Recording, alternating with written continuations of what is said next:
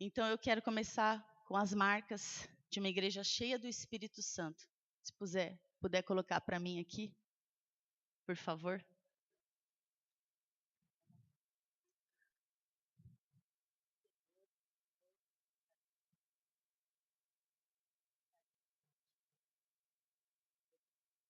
É isso.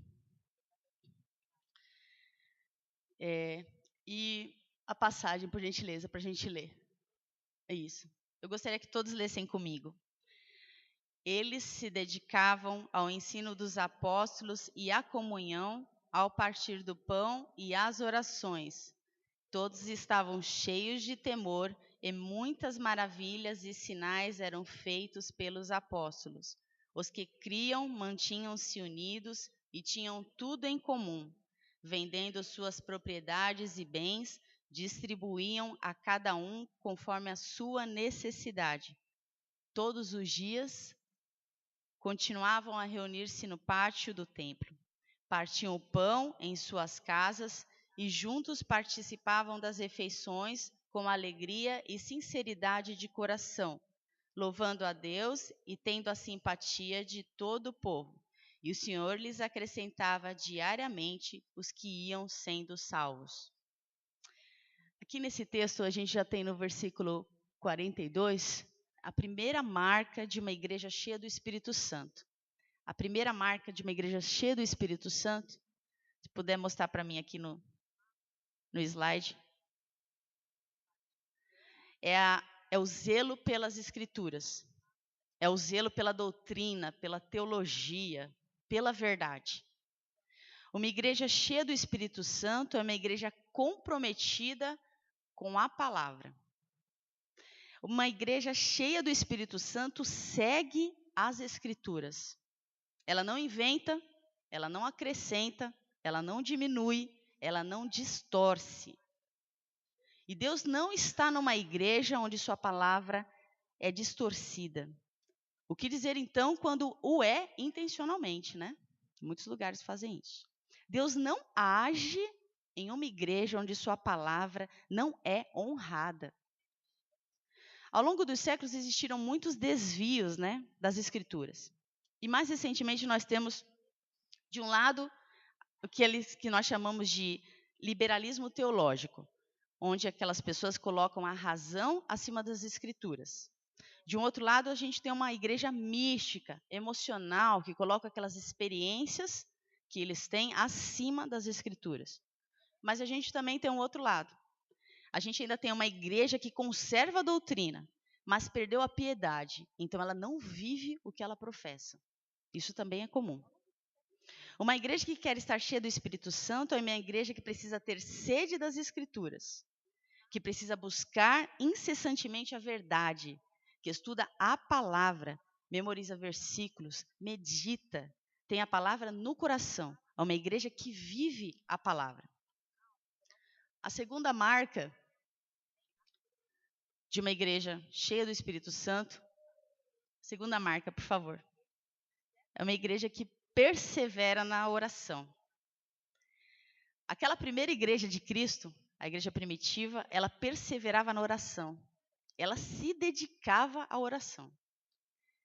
E a gente tem assim, no capítulo 1:14, a gente tem, todos eles se reuniam sempre em oração, e já naquele momento eles eram em torno de 120. 120 pessoas, todos se reuniam sempre em oração. No capítulo 3:1, Pedro e João estavam subindo ao templo na hora da oração, era 15 horas da tarde. Na hora que dá aquele sono, depois que a gente come, né? Eles estavam subindo ao templo para orar. E interessante que os apóstolos, nesse momento, já estavam bem diferentes, né? Porque quando Jesus pedia para eles acompanhar na oração, eles dormiam, né? Mas agora os apóstolos estavam cheios do Espírito. E eles iam ao templo orar às 15 horas. E foi nesse dia mesmo que eles curaram, né? Deus usou a vida deles para curarem um mendigo aleijado. No 4:31, depois de orarem, o lugar em que estavam tremeu e todos ficaram cheios do Espírito Santo. No 6:4, eles separaram os discípulos para atender as viúvas, pois os apóstolos queriam ter tempo de dedicarem-se à oração e ao ministério da palavra. No 9:11, logo após a conversão de Paulo, ele estava orando.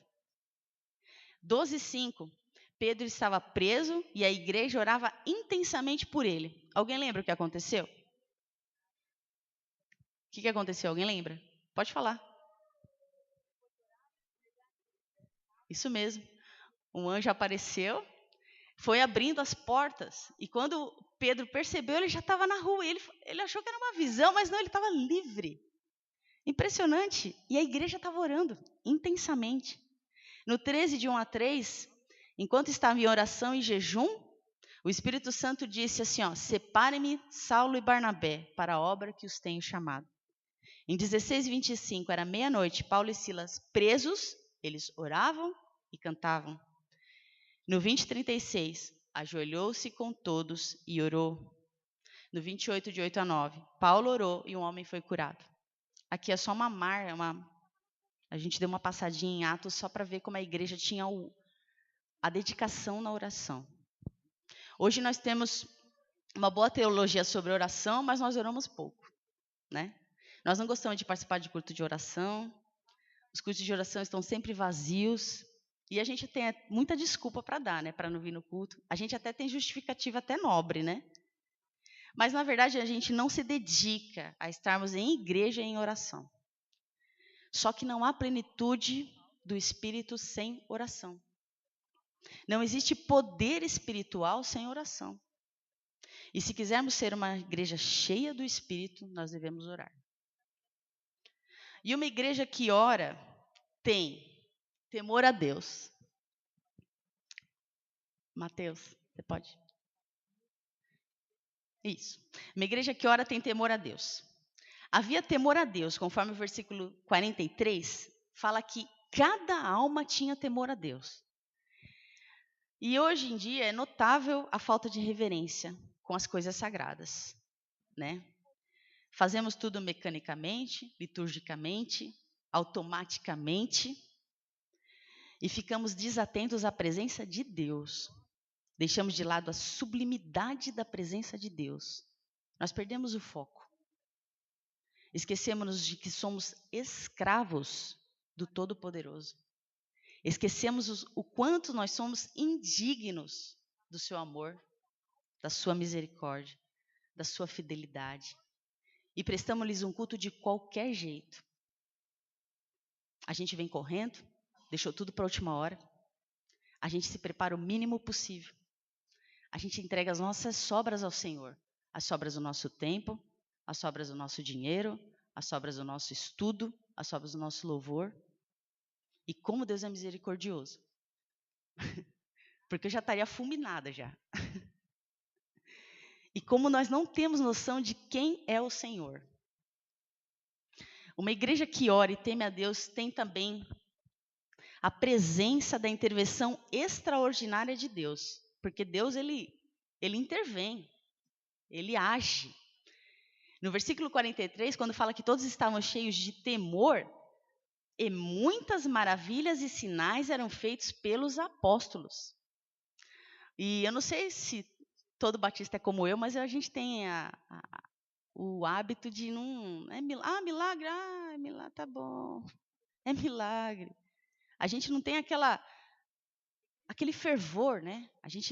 Então, a gente tem um grupo que são os que negam os milagres e tem aqueles que inventam os milagres, né? Que eu acho que é por isso que a gente fica mais para cá, né? Porque o que a gente vê hoje de gente inventando milagre chega a ser absurdo. Absurdo. Fora aqueles que combinam com a pessoa, né? Você vem aqui, vem com uma muleta, e quando eu falar, você pula. Você fala, eu fui curado. Não é? Existe isso, irmãos. Isso é triste. Isso é triste porque as igrejas estão lotadas por pessoas que vão buscar a Deus em busca de cura. Isso é uma pena. É lamentável, mas é um desvio da Escritura.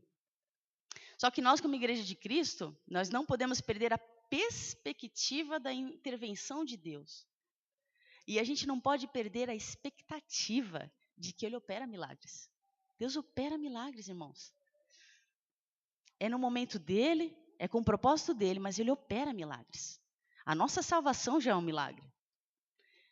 No capítulo 3:1, nós temos a cura de um paralítico.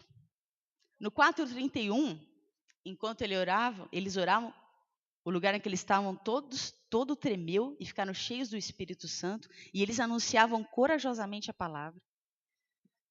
No 5, de 12 a 15, eles realizavam sinais e maravilhas e viam pessoas de cidades próximas a Jerusalém e todos eram curados.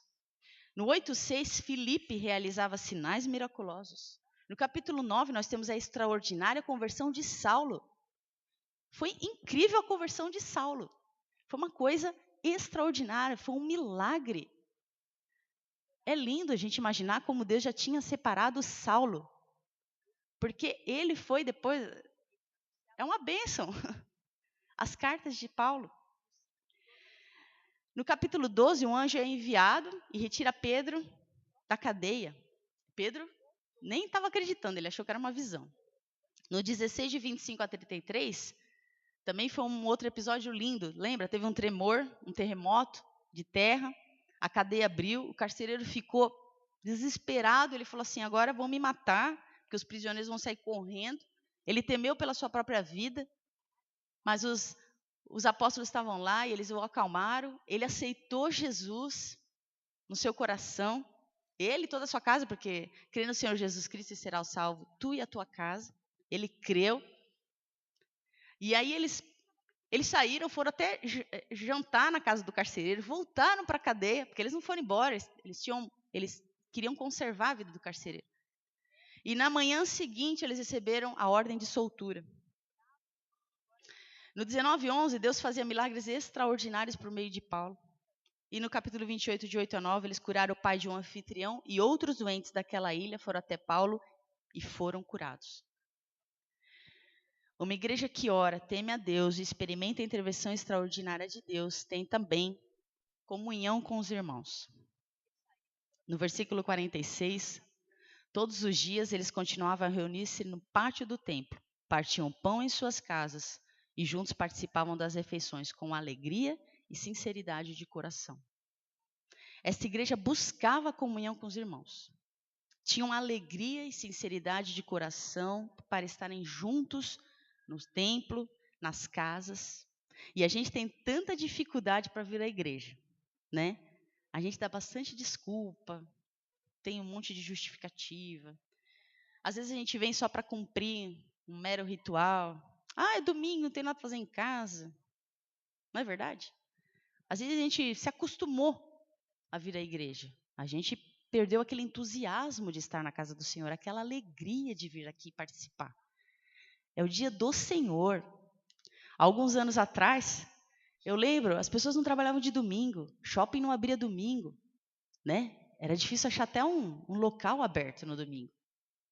E infelizmente, a vida foi mudando, o modernismo, o capitalismo, e as pessoas agora perderam o dia do Senhor, né? Isso é muito triste. Quem trabalha de domingo, o crente que trabalha de domingo, eu creio que ele sente uma tristeza. Eu já precisei trabalhar de domingo. Mas toda vez que eu acordava, que eu sabia que era domingo, que eu tinha que trabalhar, eu falava, Senhor, puxa, como eu queria estar na tua igreja. Isso é triste. E Davi, no Salmo 27:4, ele fala, uma coisa pedi ao Senhor e é o que procuro, que eu possa viver na casa do Senhor todos os dias da minha vida, para contemplar a bondade do Senhor e buscar sua orientação no seu templo. Davi tinha prazer de estar na casa do Senhor. Ele tinha deleite. Nós precisamos sentir esse prazer, essa alegria por estarmos aqui. A gente pode pedir isso a Deus, né? Senhor, nos dá alegria por irmos à tua casa. Mas uma igreja que ora, teme a Deus, experimenta a intervenção extraordinária de Deus e busca a comunhão com os irmãos, ela tem também prazer e alegria em louvar a Deus. É o próximo, é o D. No versículo 47, eles tinham louvando a Deus e tendo a simpatia de todo o povo. E o Senhor lhes acrescentava todos os dias o que iam sendo salvos. Uma igreja cheia do Espírito Santo, ela louva a Deus com vibração, com alegria, com deleite, com entusiasmo. Né? Às vezes tem pastor que, eu não fico aqui na frente, mas tem pastor que fala que vê irmão assim, cantando, parece que a boca não quer abrir, né? Amuado no canto, assim, para bater palma, aquela dificuldade. Não tem aquela alegria de estar cantando, louvando ao nosso Deus, né? E o pastor Hernandes Dias Lopes, ele teve uma experiência uma vez, essa experiência, toda hora que eu falo, que eu leio, eu fico emocionada. Ele esteve uma vez na Coreia e foi convidado a participar de um culto de jovens, no meio da semana, algum dia da semana, às 15 horas. Ixi, aquela hora do sono, né? Daqueles... E ele foi, então, até aquela igreja na Coreia. E quando ele chegou lá, o templo estava repleto de jovens, cheio, lotado, às 15 horas da tarde. E bem naquele dia não havia intérprete. E tinham muitos pastores convidados que não sabiam coreano. Então começou um momento de louvor e adoração. E ele disse que foi incrível a forma como todos aqueles jovens cantavam em uma alegria contagiante, com entusiasmo, com fervor. E, gente, a maioria daqueles 82 pastores que estavam presentes, sem entender sequer uma única palavra em coreano, eles foram quebrantados e começaram a chorar. É o poder, gente, do louvor. Quebrantados, sem conhecer nada daquela palavra. E tempos depois, esse jovem líder de louvor, ele esteve em São Paulo. E o pastor ficou sabendo, então, o porquê daquela linda, emocionante euforia e quebrantamento. Aquele líder de louvor, irmãos, ele disse que não tinha coragem de dirigir o louvor à igreja, sem antes ter passado, no mínimo, 10 horas orando. 10 horas de oração para vir à frente, dirigir o louvor à igreja. Aleluia! Glória a Deus! Glória a Deus, porque nós temos ainda jovens que têm esse temor diante de Deus, de saber que o trabalho do Senhor, o culto oferecido a Deus tem que ser o nosso melhor. E a igreja primitiva, gente, ela estava cheia do Espírito Santo. Tudo o que ela fazia era com alegria, em qualquer situação, inclusive na tribulação e com perseguição. E eu queria que toda a igreja lesse comigo agora o capítulo 5, de 40 a 42. Vamos ler? Eles foram convencidos pelo discurso de Gamaliel. Chamaram os apóstolos e mandaram açoitá-los. Depois, ordenaram-lhes que não falassem em nome de Jesus e os deixaram sair em liberdade. Os apóstolos saíram do sinédrio, alegres por terem sido considerados dignos de serem humilhados por causa do nome. Todos os dias, no templo e de casa em casa, não deixavam de ensinar e proclamar que Jesus é o Cristo. Amados, esses apóstolos eles foram açoitados, eles não tomaram uma cintada igual a gente dá nos filhos. Né? Ninguém desce a mão no filho, né? Com uma cinta na mão. Eles foram açoitados, com chicote. E como eles saíram do sinédrio? Como eles saíram do sinédrio? Alegres. Alegres. E mais, eles estavam se considerando dignos por terem sido humilhados pelo nome de Jesus. É maravilhoso, gente. A gente reclama demais. A gente reclama porque chove, a gente reclama porque está muito sol. A gente reclama porque o arroz queimou lá no fundinho. A gente reclama porque o leite está muito quente. Não é verdade? Não é? A gente não reclama por qualquer coisa. Os apóstolos foram açoitados. Eles saíram alegres. Alegres. Porque eles não se importavam. Pouco importava se as costas deles estavam todas sangrando, despedaçadas. Eles estavam felizes, porque eles tinham sido humilhados pelo nome de Jesus. Impressionante. A alegria deles era contagiante, gente. No capítulo 6, versículo 15, Estevão quando ele foi preso, todos viram ali que o rosto dele parecia como o rosto de um anjo. No capítulo 13, 52, apesar de todos os obstáculos, os discípulos continuavam cheios de alegria e do Espírito Santo. Uma igreja alegre, meus irmãos, é uma mensagem poderosa. Poderosa. Porque quem é que lá de fora vai querer entrar numa igreja onde está parecendo sei lá, as pessoas saem da rua, tá tudo assim, apreensivo. Uma igreja alegre é uma igreja contagiante, porque uma igreja é uma mensagem poderosa.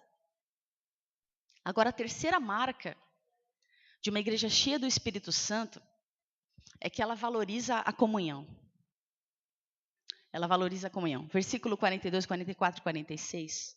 A igreja era uma só família. Havia comunhão, as pessoas davam assistência, eles eram generosos. Eles tinham cuidado um para com o outro. Era cuidado mesmo. Como se a gente estivesse na mesma casa, morando junto. Olha, você quer alguma coisa? Quer um copo d'água? Eles eram gentis. Eles eram cuidadosos. No Salmo 133, 1, a gente pode ler juntos aqui? Vamos ler juntos? Como é bom e agradável quando os irmãos convivem em união. É bom, é agradável viver em união. Nos versos 44 e 45, os que criam mantinham-se unidos e tinham tudo em comum. Vendendo as suas propriedades e bens, eles distribuíam a cada um conforme a sua necessidade. Amados, quem converte o coração, converte o bolso. Sabia? Porque isso é uma questão de fé. Você saber que você repartir, não vai faltar para você. Né? Não vai. Porque o nosso Deus é um Deus da abundância. Ele conhece o nosso coração. E a ideia que o texto traz aqui, não é que ele sustentava as pessoas que não gostavam ou não queriam trabalhar. Não é essa a ideia do texto. A ideia do texto é que eles ajudavam as pessoas que tinham necessidades por diversos motivos. Então, os que eram mais abastados, os que tinham propriedades, eles iam vendendo e distribuindo. Uma igreja unida com singeleza de coração e sinceridade é o que Deus espera de nós. Amém? E a quarta marca, que é a última, tá? É o testemunho. No versículo 46, a gente lê lá que todos os dias continuavam a reunir-se no pátio do templo. Eles partiam pão em suas casas e junto eles participavam das refeições com alegria e sinceridade de coração, louvando a Deus e tendo a simpatia de todo o povo. E o Senhor lhes acrescentava diariamente os que iam sendo salvos. Uma igreja cheia do Espírito Santo não é uma igreja legalista. Ela não oprime as pessoas. Olha, você só pode entrar aqui se tiver assim. Olha, você só pode sentar no banco desse jeito. Olha, você só pode... Olha, não faz isso. Não faz... É uma igreja legalista. Ela não oprime as pessoas, ela não coloca um jugo. É uma igreja santa e não farisaica. Sabe por quê? Porque a gente, né? E fica investigando a vida do irmão. Mas o que ele está fazendo? Como? Investiga e fica procurando, né? Quer ver o cisquinho lá no olho do irmão? E faz vista grossa para aqueles pecados de estimação.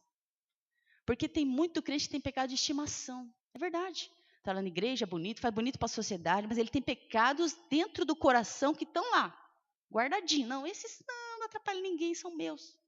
Não incomoda o irmão do lado. É só eu aqui. Não, Deus nem se importa tanto. Não, deixa eu aqui. Pecado de estimação. Como se fosse o cachorrinho. Não é verdade? A gente tem, às vezes, dificuldade de se desfazer de um pecadinho assim. É pecadinho. É pecado. É pecado. Não tem ninguém olhando, não tem problema. É só entre eu e Deus, assim. Eu não conto para Deus essa parte. Eu fiz uma separação no meu coração. Tem uma partezinha que Deus não entra. Os fariseus eram assim, né? Eles ficavam assim, aquele lá. E eles eram terríveis, né? Raça de víbora, Jesus falou para eles. Uma igreja santa não é uma igreja farisaica, não pode ser. né? Os membros não ficam se autopromovendo, né? Ai, porque eu sou melhor que aquele. Ai, porque eu faço isso melhor. Ai, porque fulano, nossa, fulano não dá certo para aquele negócio, né? É feio, né? O crente fica rotando santidade, né? Fica, que eu sou santo. Olha lá, na minha vida ninguém pode falar nada. Puxa lá a ficha, tá limpa, né? Fica, né? Eu sou santo. É terrível isso.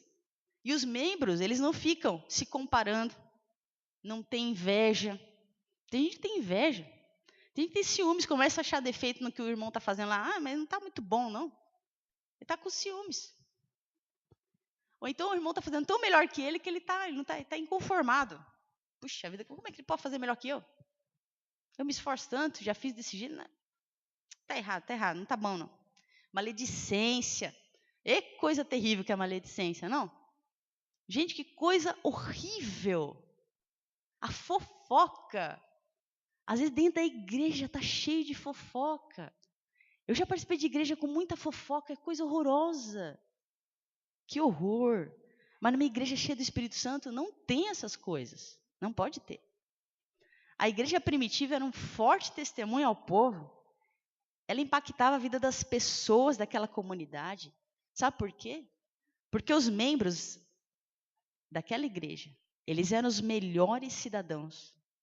Eles eram os melhores maridos, eles eram os melhores pais, eles eram as melhores pessoas, eles eram as melhores esposas, eram as melhores mães, eram os melhores profissionais, eram os melhores empregados, os melhores patrões, os melhores estudantes, os melhores filhos. Dá para imaginar isso? Dá para imaginar, sabe por quê? Porque lá no versículo fala assim, ó, louvando a Deus e tendo a simpatia de todo o povo. O povo se simpatizava por todas aquelas pessoas da igreja, porque elas eram exemplares. E, amados, quando uma igreja ela cresce em qualidade desse nível, no nível espiritual, porque é o nível, uma igreja cheia do Espírito Santo, ela cresceu em qualidade. Sabe o que acontece? Deus faz crescer em quantidade. É uma troca, é uma consequência.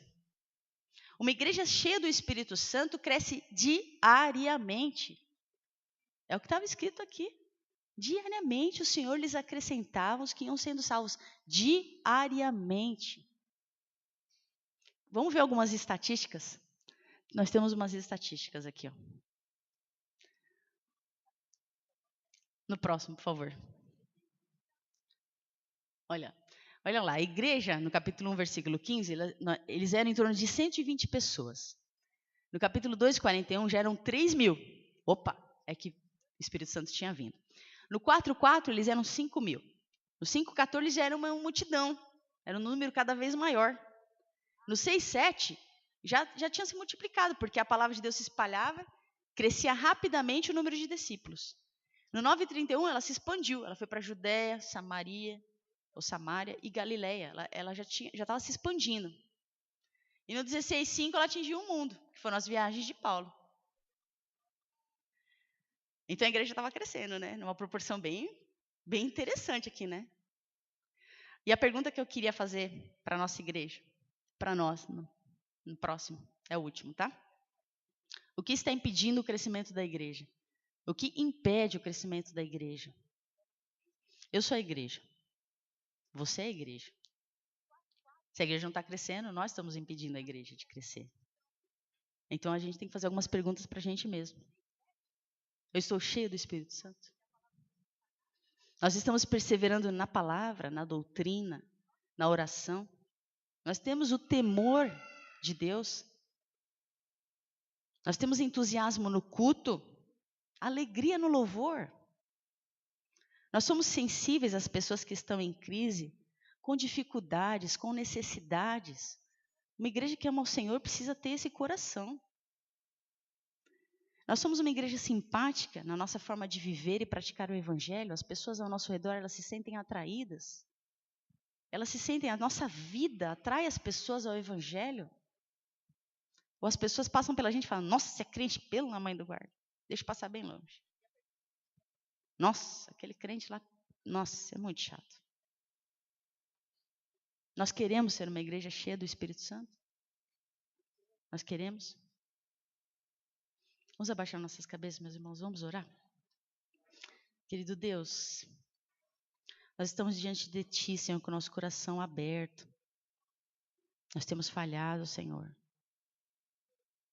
Cada um aqui agora, Senhor, está conversando contigo, expondo o seu coração, ó Deus. Mas nós queremos, Senhor, ser uma igreja cheia do Espírito Santo. Uma igreja, Senhor, que persevera na palavra, na oração, na comunhão com os irmãos. Uma igreja que testemunha de Cristo. Uma igreja que vive a palavra. Ó, querido Deus, perdoa, Senhor, nossos pecados, Senhor. Perdoa, Senhor, a nossa indiferença, a nossa frieza espiritual. Nos ajuda, Senhor. Nos ajuda, ó Deus. Porque nós queremos ser uma igreja, Senhor, cheia do Espírito Santo. Nós queremos, Senhor, crescer em qualidade, Senhor, porque nós sabemos, ó Deus, que a quantidade é por Tua conta. Tu mesmo vai acrescentando. Muito obrigado, Senhor, pela nossa igreja. Obrigado, Senhor, pela dedicação de cada irmão. Obrigado, ó Deus, por este momento. Continua, Senhor, a usar nossas vidas, Senhor, para a honra e glória do Teu nome. Obrigada por tudo, Senhor. Em nome de Jesus. Amém.